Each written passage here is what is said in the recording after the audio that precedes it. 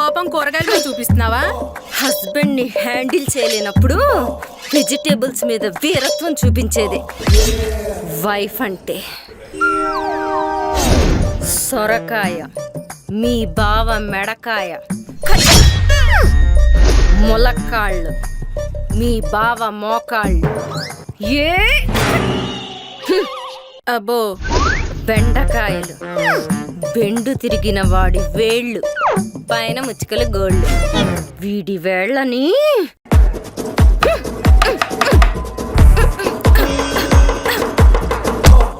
రెండు చేతి వేళ్ళు. ఇంకా కోపం చల్లారలేదు. వంకాయ, దీని దేంతో పొలుద్దామే? ముక్కు ముక్కు.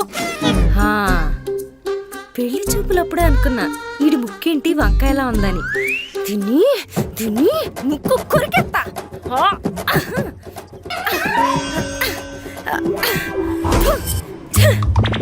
మరి పచ్చిమిర్చి ఉల్లిపాయలు?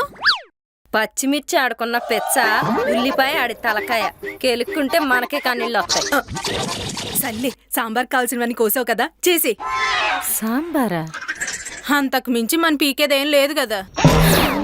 వైఫ్, వెజిటేబుల్స్, వీరత్వం ఉంది.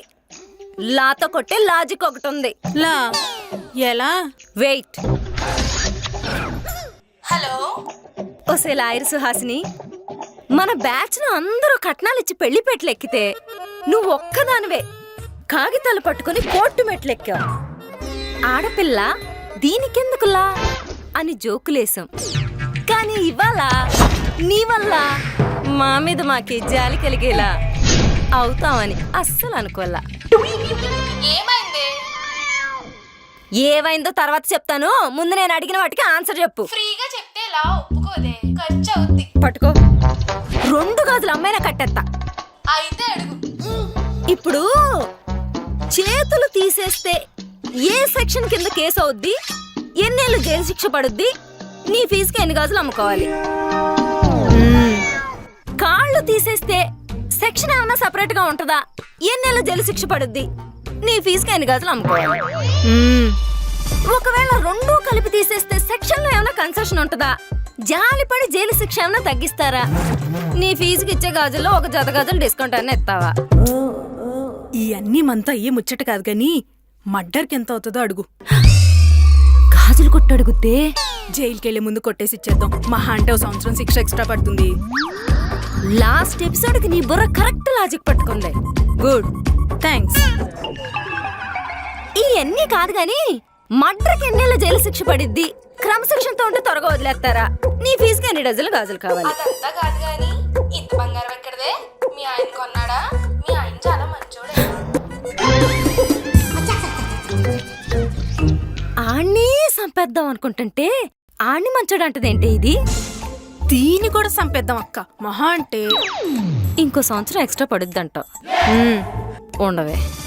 ఓసే సుహాసిని, నేనింత సీరియస్ గా సెక్షన్ల గురించి మాట్లాడుతుంటే నువ్వు కోటీలో కుక్క పిల్ల బొమ్మలు బేరమాడుకునేదల్లా బంగారం గురించి మాట్లాడుతున్నావు చూడు. నువ్వు ఎంత పెద్ద లాయర్వైనా ఆడబుద్ధి పోలేదే నీకు. ముందు కేసు గురించి చెప్పు. సరేలే, నువ్వు నా స్నేహితురాలు కాబట్టి నీకు నిజం చెప్తున్నాను. ఏడు. నేను కూడా పెళ్లి చేసుకున్నానే. మా ఆయనకి నేను ప్రాక్టీస్ చేయడం ఇష్టం లేదు, అందుకే ఇంట్లో పని చేస్తున్నాను. దీనమ్మ జీవితం, అందరు మొగుళ్ళు మాట్లాడినేవాళ్లే. లా పోలే, ఇంకా లాభం లేదు, డైరెక్ట్ అటాకే. అనుమానించి పిల్లలందరినీ తీసుకెళ్లి అడవుల్లో వదిలేరా, అనుమానులే అలా కరెక్ట్. యావండి,